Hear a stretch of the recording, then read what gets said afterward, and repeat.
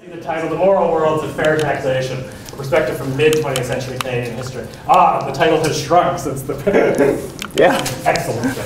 Thanks. Great. Well, thanks for a lovely introduction. And I have to thank Amitabha Chowdhury, who's off enjoying the flesh pots of Harvard, but he actually did much of the organizing for this. So it's great. And thanks, of course, to the Queen's Department and my various Queen's colleagues who already have made me very warmly welcome. I'm looking forward to meeting a few more of the graduate students this afternoon and old friends of various sorts and the tax lawyers. There's an English department here. I hope I didn't call the political science politics folk. They should hear this. Anyhow, thank you for this. I have not very many slides. Some people say that it's hard to illustrate taxation. Fair enough. Nonetheless, because of the kinds of sources that I've used, there are actually means to illustrate this. So although I won't be running back and forth often to switch the slide, there are 5 or 6 slides. On this one, you've probably seen at the top the television ads that were part of a campaign a couple of years ago to urge people to complete their federal income tax on time electronically. And the ads reassured them that it was easy and they would benefit.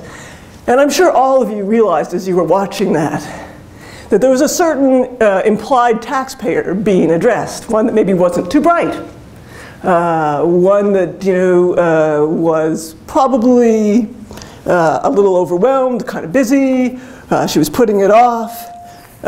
She might have even been a little afraid that she was going to owe money, but because of all the fabulous little special tax expenditure deals that were available to her, that she's pulling one of them down from the sky here, really filing your income tax was going to make money for you. It was going to mean cash in your hands.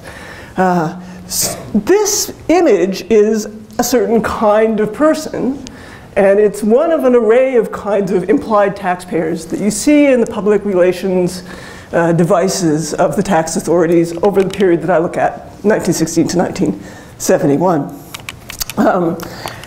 You're all good, competent cultural interpreters, so if you recall those ads, you maybe recall that there's not a breath of a suggestion that she's dishonest. That, I think, is an interesting departure, or it's a distinct, style of address. And the other thing that you must see and feel yourself to have been addressed in this way, you are not being addressed as someone with a sense of social responsibility. You're being addressed as someone who has maybe some kinds of good values, but whatever they are, they're personal. You may be competent at meeting deadlines, but what you care about is the impact of the tax on your pocketbook. So that portrayal is the product of a particular historical moment. And part of what I do in this paper is follow from the in this paper I start in the 1920s, and I end in this paper in the early 60s. I follow through the use of these sorts of implied images of a taxpayer. And I use sources that are not necessarily the conventional sources of tax policy history. You will not hear great, tightly measured discussions of ratio of tax to GDP. You will hear about how such constructions were made at a time when there was not much in the way of what we consider good data on that, but they were still producing those kinds of measures in tax policy discussion for political effect. I talk about the implied taxpayer, but I also talk about the taxpayer speaking to the state. And in this, I use sources that political historians and certainly tax historians have not regarded in any way at all. An example here, one of my favorite from the debates of the 1960s, written in crayon. Not quite, ballpoint pen. My husband's taxes go up 20%, $20 according to the Toronto Star Chart, but I still think it's the greatest thing in taxes yet. We want to see this occasionally, right? This enthusiasm.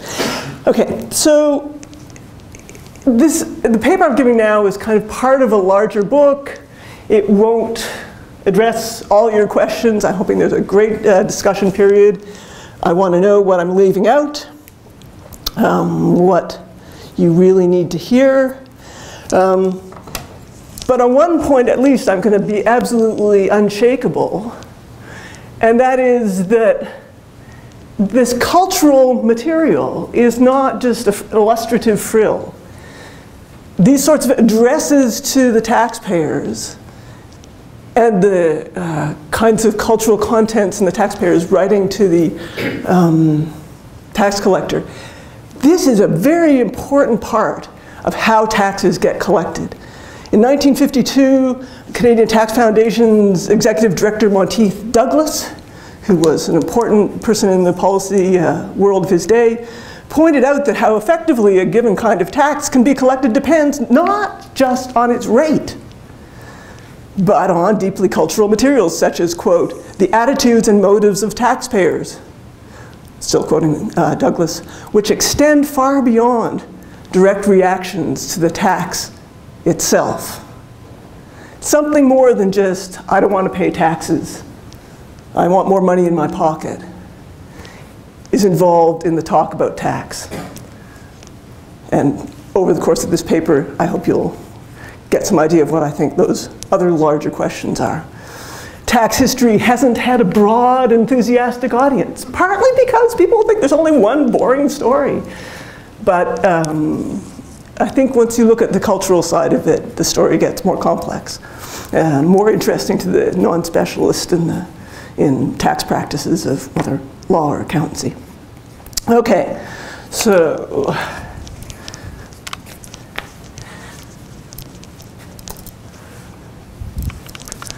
this is my only text-heavy slide, and I'm going to zip over it pretty quickly.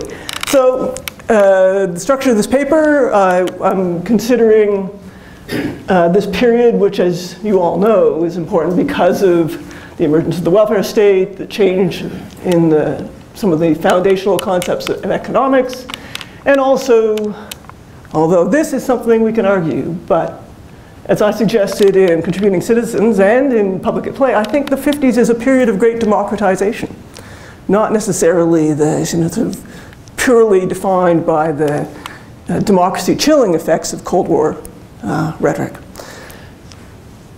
I'll look at 3 sample episodes, and each of which I think are formative, but which do not exhaust the interesting formative episodes. And around each of those episodes, I'm going to ask about the change over time in the role and conception of morality, the role and the conception of morality in relationship to enforcement, tax collection. And of course, and I've tried to fight this off, but I'm given in, I have to talk about whether we're different from the Americans. There's another whole interesting paper about whether we're different from the Brits in this period. It's an equally frequently addressed question in the time, but in interest both in time and the interest of contemporary audiences. I'm focusing on a comparison to the US. But really, I want to just tell the Canadians stories, which people don't know. Okay, and the other thing I'm doing here, which I really think I'm now at a point in my life as a historian where I get to do, I want to do something a little philosophical as well with this material. That is to say, I could just do a history paper that says there was change over time, there were particular Canadian circumstances, voila, that's what we do. But I think actually the answers to those also speak to practical questions, what's entailed in improving compliance now, and to larger philosophical questions. Questions about what kind of person is the person engaging in tax bargaining. My pictures here illustrate 2 broad categories of the kinds of people that are involved in tax bargaining. One, illustrated by a lovely quote from our friend Karl Marx in 1847, says, people comply, people pay their taxes if they are convinced of the benefits that they get from them. the other, and the person there then is assumed to be, the taxpayer is assumed to be a citizen who wants to be involved and talk about tax. The one on the left, taken from the supposedly compliant 50s when everyone was cheerfully funding the welfare state, 1952 Montreal Gazette, shows the taxpayer as the skint, barrel-wearing object of a mafia-type extortion. And in that view, the only way you're going to get compliance is to make the tax burden smaller and smaller and smaller until it seems light and easy to pay. I think actually we should understand that within limits, both of these views of the taxpayer have some merit. While some taxes are fairly difficult to evade, the income tax is generally considered to be at least quasi-voluntary. To the extent that a tax is evadable or your tax liability can be lowered by thoughtful planning, the amount you pay is kind of up to you. So insofar as that's the case, then you are some kind of moral chooser. You're also a prudential chooser in that you decide what you can get away with. So there's a mix of both. Again, what historians are interested in finding out, I think, are what are the conditions of compliance, whether the moral ones or the policing ones, that inform tax collection strategies and this relationship to the state. A lot of us think there's some significant difference in Canada and US in this respect. I think I can say what that difference is, where it lives historically, and I'm not going to overstate the extent of that difference. And it does seem to live in the 1920s and 30s. Okay, so argue change over time, right. In terms of the national distinctiveness also, you know, there's an interesting study about the EU and how diverse the tax regimes are within the EU. How much more plausible it is then that we should have one in spite of the close competitive economic ties to the US. And those variations, those national distinctive variations in tax regimes are of enormous importance for understanding really the conditions of justice as well as the conditions of economic development in our countries. So, okay, that much by way of introduction. First of my 3 episodes. Abolish the income tax. I really think that maybe, Jerry, you encountered this in some reading as an economic historian in the past, but I'd be surprised if there are any Canadians who know that in the 1920s there were several concerted attempts to abolish the income war tax, as it was then called. These failed, but they weren't doomed from the start. And each of them has within it a moral vision, which will perhaps, I think you'll find interesting and strange. So there were 2 groups, the retail merchants of Canada and various hangers-on, friends and allies.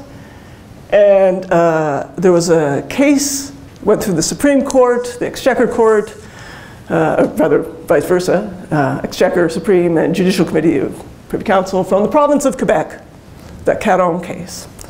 So I'll tell you about each of those.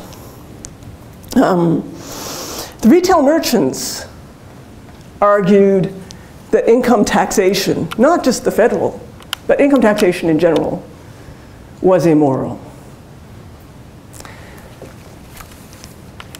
Their arguments for this were culturally residual. They had circulated widely in the 19th century. And essentially it goes like this. In theory, as Mill told us, as Adam Smith told us, tax based on ability to pay is the fairest tax. But in practice, the retail merchants pointed out, and many other tax studies in the late 19th century pointed out, the income taxes only get at the easy-to-tax income. They get at the income of salaried workers whose wages are, in the revenue statutes, required to be reported, and in some municipal settings, openly available to the public. They get at widows and orphans, because it's only at the probate state of death where you can find out whether income had been understated over the life of the taxpayer. And the retail merchants, even though, of course, they're always all the time figuring out whether they can pay less themselves, but they, in addition to that bog standard special pleading, they kind of have a point.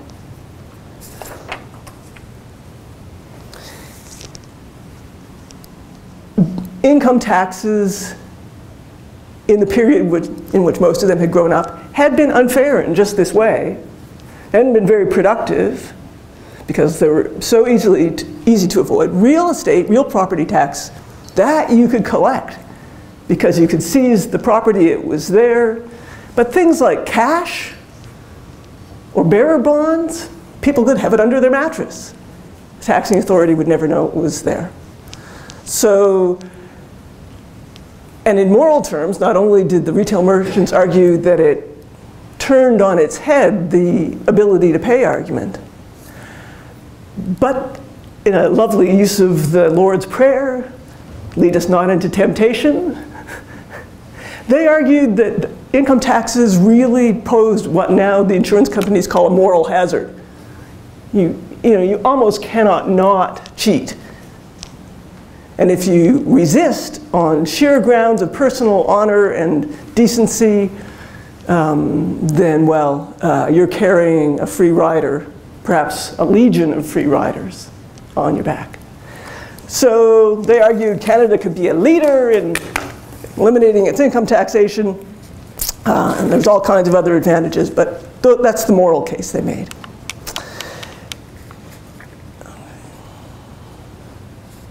Some evidence, in fact, for their case came from a study done by Hubert Kemp at the University of Toronto, an economist who pointed out that in 1923 and 24, as the economy was recovering and as the inland revenue began to accelerate its collection processes, the actual returns from income tax were going down. Prosperity, better enforcement, declining returns. It means there is evasion. As he said, no country has yet devised an evasion-proof income tax, and in a sparsely settled country such as Canada, where the tax has been only recently imposed, can hardly be expected to lead the way.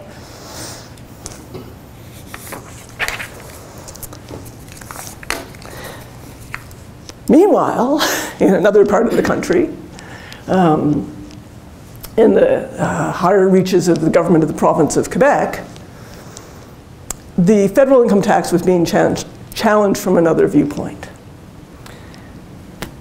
Part of that challenge was the one that any student of Canadian history knows, that there's some ambiguity, some feel, in the distribution of taxation powers across provinces and the feds, and that becomes central in the 1950s.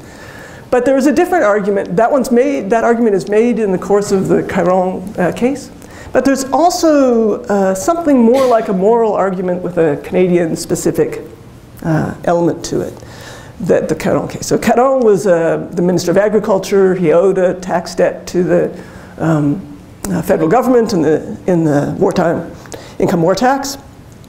And they decided to make his attest case.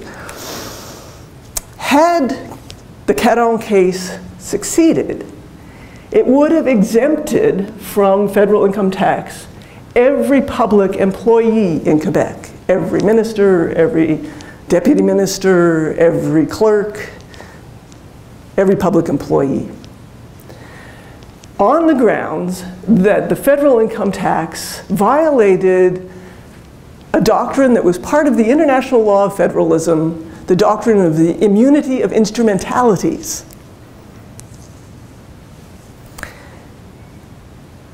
that is based in a McCullough versus Maryland in, I think, 1830. It's a US case originally, but it gets adopted by Australia and Canada as part of the conventional sort of fiscal relations among levels of a federation over the 19th century. It's based on the view that one government can essentially control the other government in a federation by abusively taxing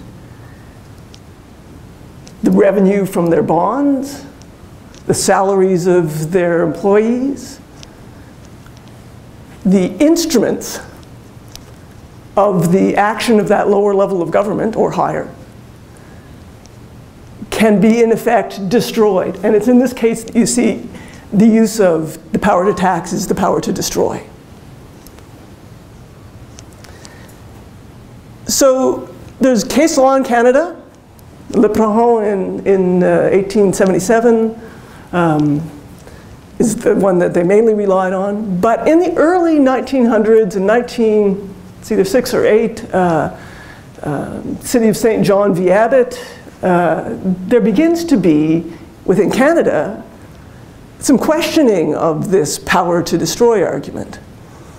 And there's just a couple of cases, but one of them beautifully says that, you know, when it comes to taking a few dollars from the income of a railway worker, the judge was skeptical about whether actual crushing was entailed. But the Attorney General of the province of Quebec was putting together the argument for Caron in a period when the jurisprudence was sort of 50-50. And it was a plausible case that they had to make, that the doctrine of the immunity of instrumentalities protected the salaries of public servants in Quebec. So 1921 was when the case was launched. 1924 was when it was resolved. It went through all these levels of government, all these levels of court.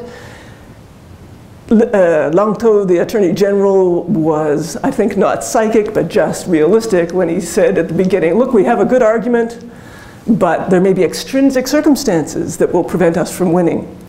Extrinsic circumstances were the powerful need for revenue in order to pay for the war debt, the interest, and its redemption. The British Judicial Committee of the Privy Council was not necessarily going to let a Dominion decide not to tax income at a period when taxing income was how those debts would be redeemed.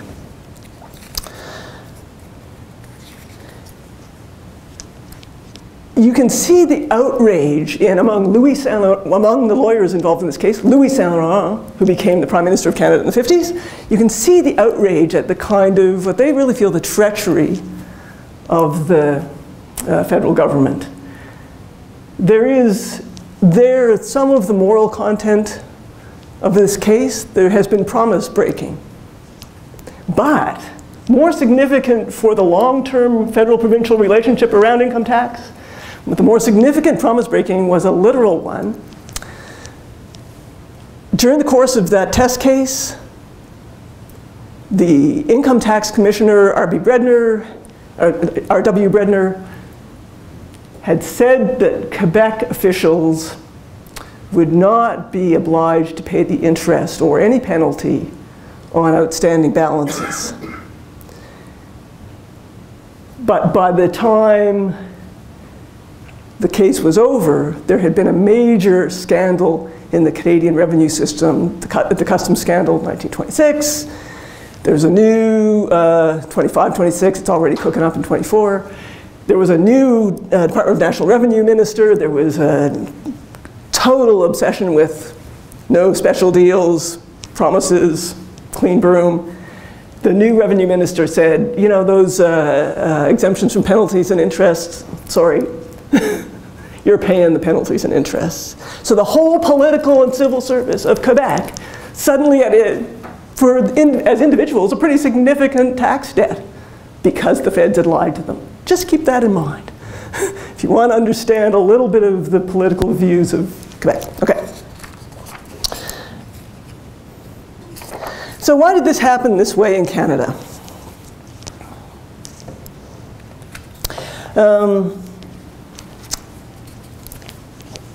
There are three that I've sketched here. I've already mentioned one, the Canadian tax burden relative to the American one during the 20s. There's a lively debate in the US about whether to raise or lower the federal tax, buy off the tax burden, or the debt burden. It's a lively debate because they have a choice. The revenue is coming in. They have a choice. Just an example, between 26 and 28, when Canadians were very worried about reducing the national debt, Canada managed to reduce their national debt by 2.3%. The United States federal equivalent debt was reduced by 14.2%, as well as having income taxes cut. Also, 20% of Canada's debt was owed to foreigners. All of Americans' debt was owed to foreigners. So there's a real leakage out of the Canadian economy from the debt. You can't, I mean, the paying it off was a real priority. Okay. Sovereignty. Another cool tax fact that I bet no one knows. W.P.M. Kennedy, one of our great scholars of the law of the Dominions, wrote about this in the 1930s, kind of mentioned in the House of Commons. And any of you who work in development studies should know this, or might know this from other British colonies. There's a statute called the Colonial Stock Act of 1905. Gets renewed several times. Stock means stock and bond, not livestock. And what the Colonial Stock Act says is that if any colony wants to enact any statute that will jeopardize their ability to honor their obligations to their creditors, Westminster can disallow it. 1931, Statute of Westminster, well, all the constraints on our foreign policy, etc., removed, the true moment of autonomy. They kept the Colonial Stock Act. That was not revoked in 31. So even through the 30s, Canadian governments, in theory, if they make a policy decision, say, giving too much money to the unemployed, Home Office can ring up and say, sorry.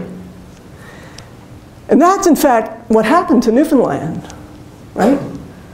Newfoundland, 1924, decides to get rid of its income tax for the same reasons that the retail merchants said income tax immoral.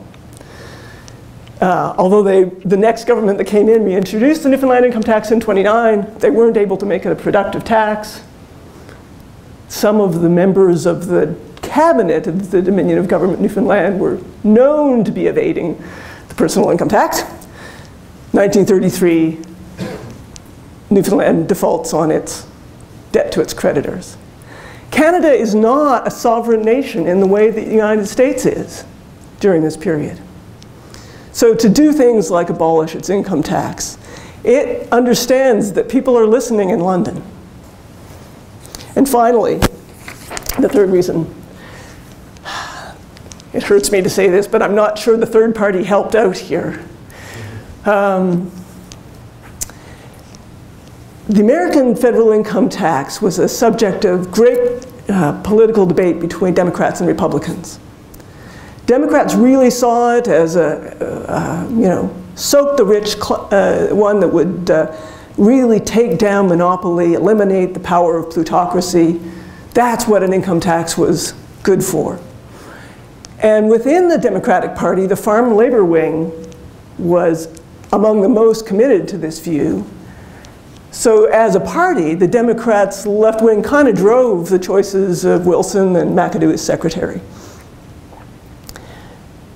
In response, the Republicans in the US were savagely anti-income tax and made the role of the income tax central to the party politics of the first years after World War I. By contrast, you can see in Mackenzie King's diaries saying, Fielding advises us not to talk about this tax question. as it cannot help us. There's not a partisan division.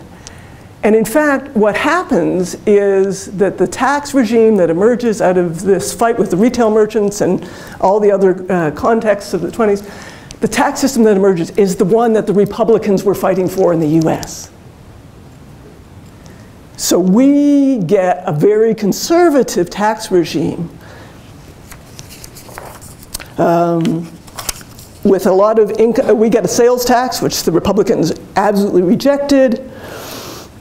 Sales tax contributes to the total financial requirements, fiscal requirements of the Dominion government. No, it's not sales tax figure I have here, it's the income tax. The income tax contribution to the Dominion's TFR is only 18.9% in the sort of peak years of the 20s, 22 to 29. In the United States, income tax is 51% of total fiscal requirements. So the US income tax in the personal and corporate is a very robust thing in the 20s. And it's paltry compared to excises, sales tax, and customs. Now, some of you know why there was not much excise tax flowing into the federal treasury in the United States in the 20s too. So playing games with proportions here. But, so in a sense, our farmer labor folks who were very militant in favor of the income tax were a bit marginalized in this. They didn't have the power they would have had they been part of the Liberal Party.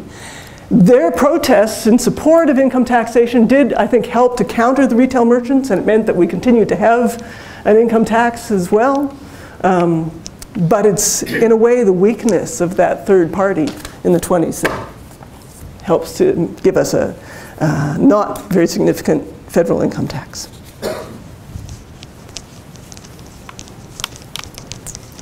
Oh, by the way, this image here is one I just collected yesterday. It shows the crazy, crazy increase of taxation from 1895 to 1929 in an article called Canada's Tax Burden that was published in '33, but essentially was based on research done in the late 20s. Those dollars have not been corrected for inflation.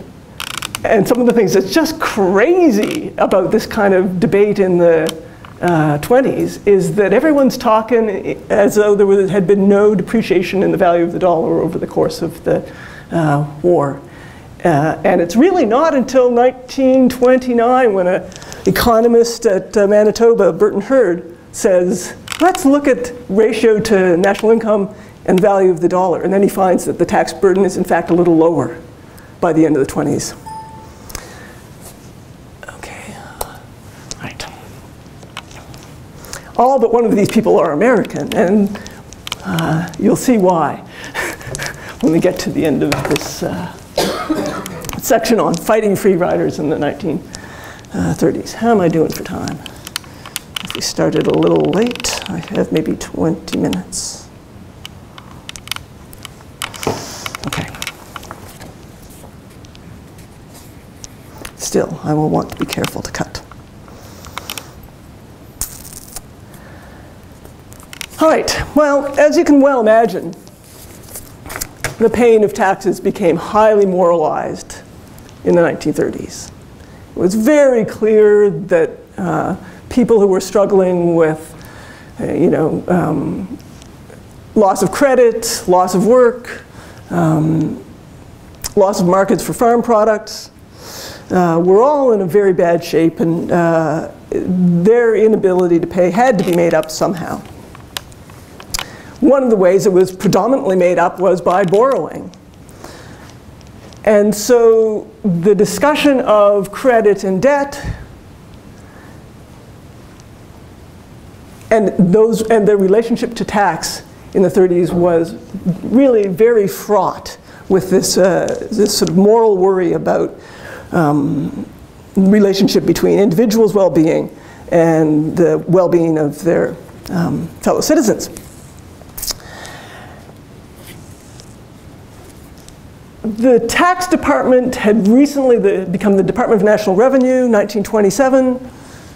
It had begun to be made into some kind of effective enforcement vehicle, but many of the new resources went into customs and excise enforcing, borders, making the tariff work, fighting smuggling. The income tax branch remained small and very understaffed. So the best tool, I'm afraid, they had to work with was public relations. They put out a magazine called the National Revenue Review, whose stories I see appearing on newspapers all over the country. And their leader, a fellow named C. Fraser Elliott, who was the Commissioner of Income Tax from 32 on, thought that the way to administer the income tax, and in order to do that effectively, you had to master what he called the psychology of the taxpayer. Here we see that kind of culturalist thing. Right? Classic example, 1934 radio address at a rather peak moment in the expansion of the enforcement capacity. Elliott addresses the income taxpayer as someone who is motivated by patriotism, by business values, by a sense of fairness, by a regard for social status, and by personal honor.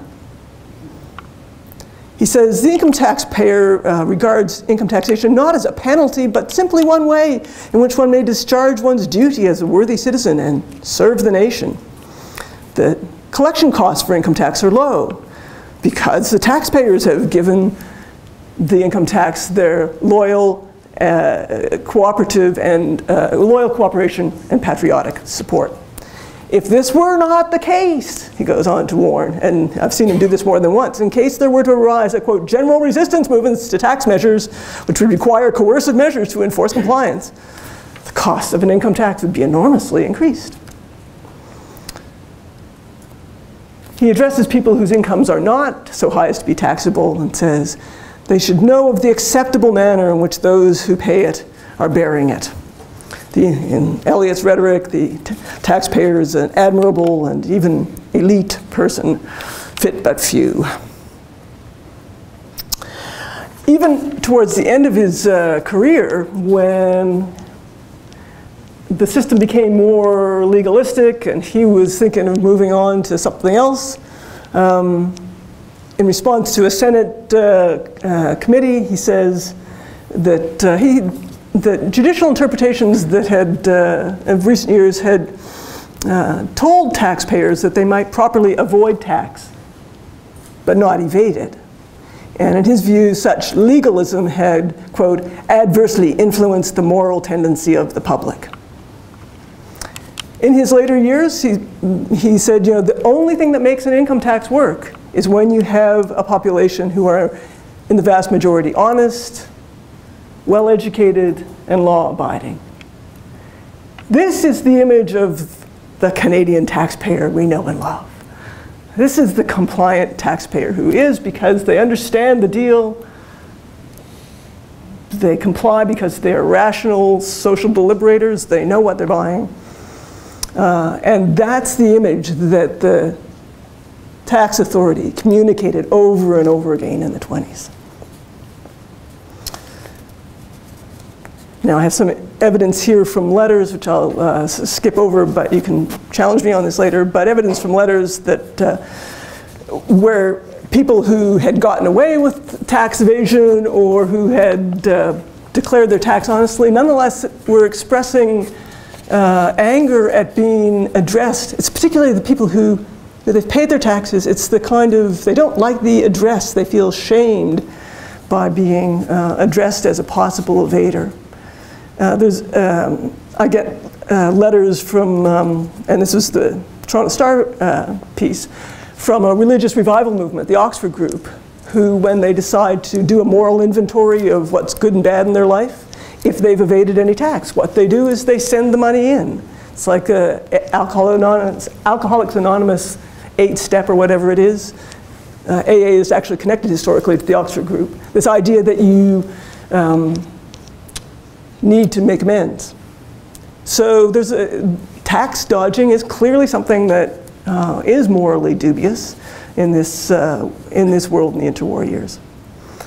Elliott's rhetoric is speaking to a receptive audience. Now, how different this is from Canada? Well, here I have some exceptions, some American examples to say, well, maybe it's not entirely different. One of my favorites is from Ernest Hemingway's instructions to his attorney in 1948, where he says, I do not want you ever to initiate any action for refunds, any refunds of taxes, without first consulting me, presenting the matter fully to me, so that I may judge whether it is an honorable and ethical action to take, not simply legally, but according to my own personal standards. I do not wish to squawk about being hit financially any more than I would squawk about being hit physically. Real men pay taxes. I need money badly, but not badly enough to do one dishonorable, shady, borderline, or fast thing to get it. I hope this is quite clear. And so that's a beautiful expression of this kind of standard. And Roswell McGill, shown as Man of the Year in the cover of Time the year after the US Congressional Committee on Evasion and Avoidance, said in those committee hearings, men do not like to get the reputation of being technically honest but entirely too clever in avoiding the payment of their debts or of their taxes. Well, he sounds like a sunny optimist, but you could say that as the chief tax collector in the US in 1937 and not be laughed out of the room. So, nonetheless, there is a difference. And Clark sort of stands in there for Eliot, although you can see it many times in Clark's correspondence, the kind of disappointment when people don't step up to pay their tax debts or to pay their to buy victory bond loans. The difference. The difference is American tax authorities in the interwar years use criminal proceedings. Canadian tax authority doesn't. The most that the Canadian tax authority does is enforce the administrative law of the tax statute, failure to file cases, occasionally catch people who have some back taxes owing and charge penalties and interest. But on the whole, with the exception of the police court prosecutions, which have a kind of stigmatizing end but are for very small sums, I just found a document in Grant Dexter's phone yesterday. We're here at the Queen's Archives where they say this explicitly. We want to collect the money. We don't want to make criminals out of Canadians. So it's a policy. Why? Why is that different? Because we know, American tax authority does use criminal and civil proceedings against high and low in the interwar years. Okay. Again, Canada's position is a debtor nation in an international credit market. You simply have to keep a zip on it if what you're doing as Prime Minister is selling bonds. To suggest that your ability to collect taxes is not robust, is not something you want to do to audiences in London and New York. That's the difference between Canada and the US. Now, if you could say we have this amazing, fearsome tax collecting authority that will make sure that no penny goes uncollected, fine. But that's nothing that the Canadian state can say at this period. They just don't have the staff. So if they can't really be effective as enforcers, and it's not that they don't try, but they can't really be effective as enforcers, then the next best thing is to say, everything's fine, no tax evasion here, folks, which is what they do. And there is a third reason, which is there's a Quebec problem. This is not the Caron case, although you can sense a little resonance from Caron in it. The Finance Minister Rhodes from 32 to 35 wrote to the Premier of Ontario and said, let me get the exact words, a large number of judges, including the Chief Justice of the province of Quebec, have not been paying their federal income tax. So there's a few individuals outside Quebec, but the problem is concentrated in Quebec. What to do with that? You can see in context of the Caron case, it might be a little explosive. And And he comes up with a solution, which is bloody clever, I must say. They introduce into the House a piece of legislation that allows for the deduction from payments owing to any entity by the federal government. So the federal government owes you money. Before they pay it out to you, they're going to subtract what it is that you owe them. And there's no mention of judges, but the federal government pays the judges in the country, so they garnish their wages, in effect. Ernest Lapointe, who is the chief member of the opposition from Quebec at this particular moment, gets up and he says, does this have anything to do with judges? And no one replies. Nothing. The speaker says, next. Silence is an important strategy in the Canadian tax collection. And there's a piece here on the newspapers and how I think the newspapers are by and large playing on, reporting tax evasion in the US, France, and Germany, but not in Canada. There's one exception, which you'll see on another slide. And Le Devoir is a little different. I think the intellectual nationalist paper from Montreal, Le Devoir. But the English language papers I've surveyed are very quiet about this, because they're trying to maintain confidence in the tax system. Okay, why do I have a picture of two dogs here, you ask? Wow, I was so excited. So C. Fraser Elliott, the guy who's in charge of the psychology of the taxpayer and that sort of thing through the 30s, when he greets the Senate committee in 1945 as they begin to investigate the operations of the tax system, and he says, gentlemen, confidence is hard to attain, but very easily lost. I believe that we, the Department of National Revenue, have the confidence of the people of Canada, and I look to this committee to confirm that statement following the examination. There is nothing more important in the affairs of a nation than that the people should have an absolute confidence in the integrity and efficiency of those who administer the tax laws. And then he goes on to describe a painting that was on the wall of his family home when he was growing up, where there was a large dignified mastiff and a tiny little yappy kind of dog. And he actually describes the dog as yapping in the ear of the mastiff. He says, in the dog kingdom, the relative importance of the Pomeranian is not as great as he thinks it is. The Pomeranian is the critics of the tax system. The Pomeranian are those petty yappers who see, who are so concerned about their own issues, they don't see the big issue.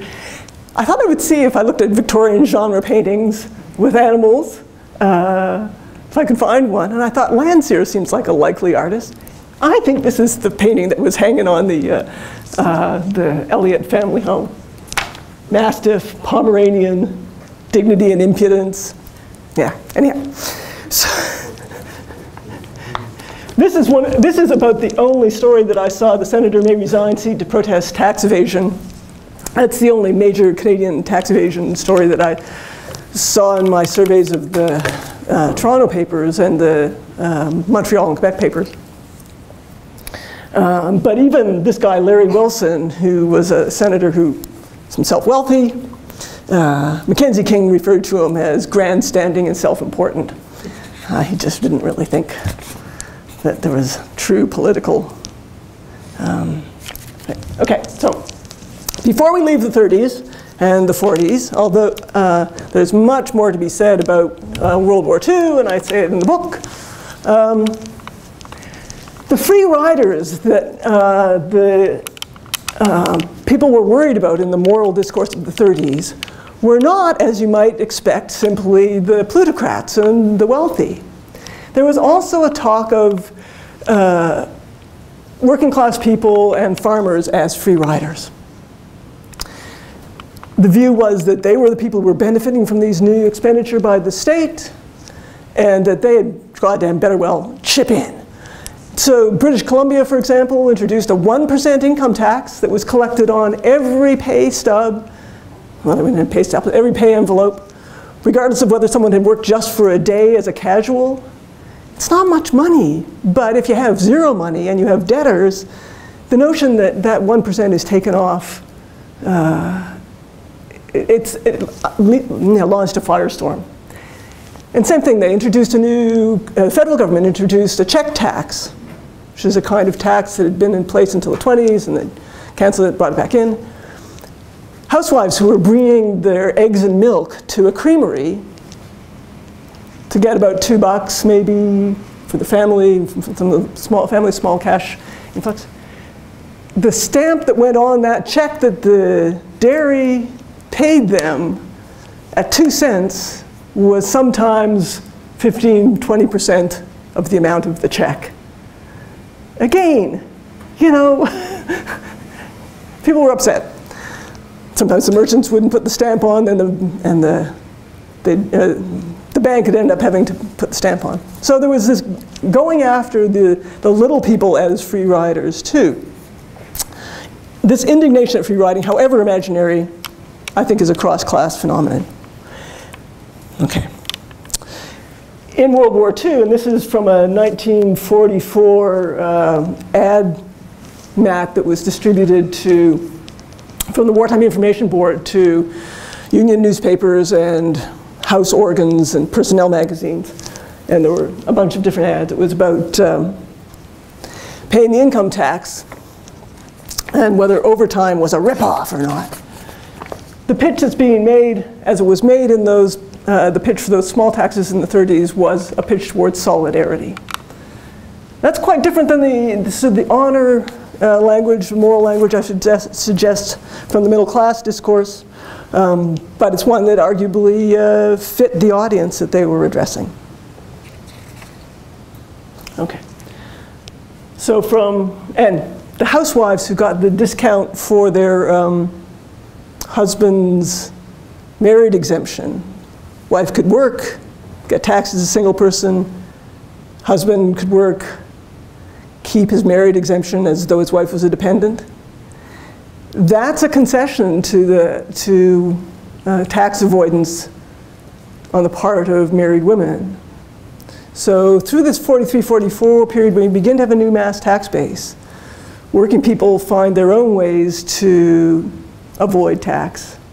And there's a bargaining process which produces certain kinds of concessions, as well as a lot of moral exhortation. Okay, I think I have to end. All right, so what I will say about the 50s will shrink to nothing. But you can, this is Pearson with bow ties. Who can resist? Said the message on his quiver of arrows here is tax cuts for newlyweds. And I'll explain why I thought that illustrated my point. So in the 1950s, there proliferates advice to taxpayers on how to save money on their income tax. There are columns in newspapers. There are columns in middle-class magazines. There, of course, are tax practitioners, small and large, making a living, providing tax advice.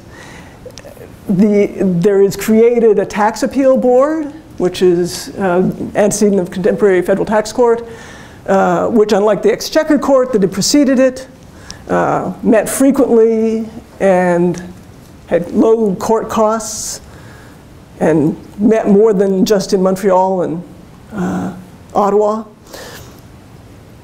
So there begins to be a kind of a mechanism for appeal, a way of thinking about compliance that includes legitimate dodges. The tax authority wants you to pay no more than you owe. And then I discussed a couple of magazine articles that do this kind of talk.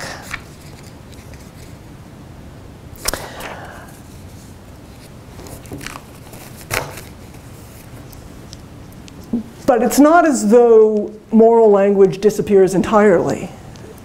What we've lost, at this point, the taxpayer as manly, honorable fellow, or the taxpayer is, you know, the solidaristic carrier of a joint burden.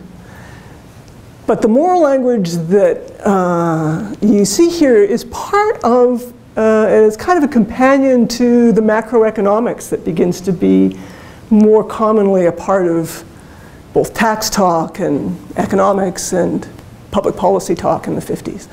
I'm going to call it, I think, macro morality. With such a large tax base, with so many people touched as taxpayers, it begins to be apparent that you can use the tax system not just to incentivize certain kinds of markets, but that you can also use it to create incentives for personal moral behavior. Hence, if you want to encourage marriage, tax cuts for newlyweds. There's the deductibility of mortgage interest, which, thank God we don't have it, because it's part of what created the mortgage crisis in the US. It was frequently demanded by Canadians in the 50s. And the response, and they made their justification, they always reached for the macroeconomic register and for this kind of macro morality register to say, you know, if we allow people to deduct the amount of interest on their mortgage loans, you know, it would create, you know, stable families, stable homes. There would be a macroeconomically desirable rate of savings supported by that. And, you know, in the kind of people and the kind of families that they lived in would be improved by this particular incentive to homeowning. Unions, in fact, also said, you know, we have to encourage homeowning, and the tax system is the way to do it. So this happens on a whole series of other issues. You know, childcare, you know, is it fair to women or a concession to selfish women? Expense allowances, you know, is it a necessary item of business, or does it corrupt businessmen's characters? Well, compliance had become a matter of competently following well-enforced rules. A mass application through the income tax of incentives to particular family behavior, charitable giving, thrift, made morality to some extent an effect of the income tax law and its administration. In that way, we see in the 50s and 60s the income tax system becoming a central and quietly persuasive mechanism of liberal governmentality or hegemonic common sense. Okay. I don't think I'm going to get to Rawls. People who are interested in Rawls can ask in discussion. But just to highlight, over this period, there's I think we can see continuities. And I want to emphasize, as part of what the result of my research is that there's a lot of Canadian tax avoidance, evasion, anger, the steel smelting levels of heat to rise in tax talk. And not just among the rich. I want to say, as a kind of a general thing, because you know, the social history turn did take people, I think, away too much from understanding the importance of Quebec and what Canada is. You cannot tell this story without Quebec. Change over time, the narrative of the compliant taxpayer, I think it originated as an enforcement strategy. It's a product of a small state that's a debtor nation. It does decline a little bit as other enforcement methods develop. And I think we see emerging over the period the use of other enforcement methods for moral regulation. And one final slide. If I were going to say something about speaking in moral terms to taxpayers, John Rawls, I know there's all kinds of grounds on which to challenge Rawls, but he's an important figure in understanding tax morality. If you cannot reconcile competing moral doctrines, the plutocrats are the free riders, the lazy leeches are the free riders. If you can't get past that kind of anger at the other guys, the collateral damage is probably the tax system itself. We end up discouraged and losing that confidence that I think Eliot rightly saw was a real collective asset. Confidence in the tax authority and its fairness and competence. Rawls urges people politically liberal to try to find a small area of overlapping consensus. And I'm coming to think that taking aim at free riders is in fact the area where right and left should be able to find some common ground, having a robust and effective tax authority. The problem is that we seem to live and have seemed to live in a world of assessment imaginaries, where there's some vast pot of money out there. In the 1930s, when they thought that, oh, we can deal with our provincial debt problem in BC by taking 1% out of every worker's wage. You're crazy, it's not going to happen. And it may be that there is a comparable assessment imaginary. We rely so much on American data. It may not be that there are enough uber-rich in Canada to solve the problem. For most of the period that I've studied, tax data was just inadequate. And it's still, in terms of knowing who's evading, measuring compliance, it's still a problem. So the other side of my book is about this sort of knowledge problem. How do we know who the taxpayers are? How do we find them? If there's a message I would say take to your elected representatives, it's let's actually find out who the dodgers are. And better data rather than political spin may be our only way out of this. So thank you.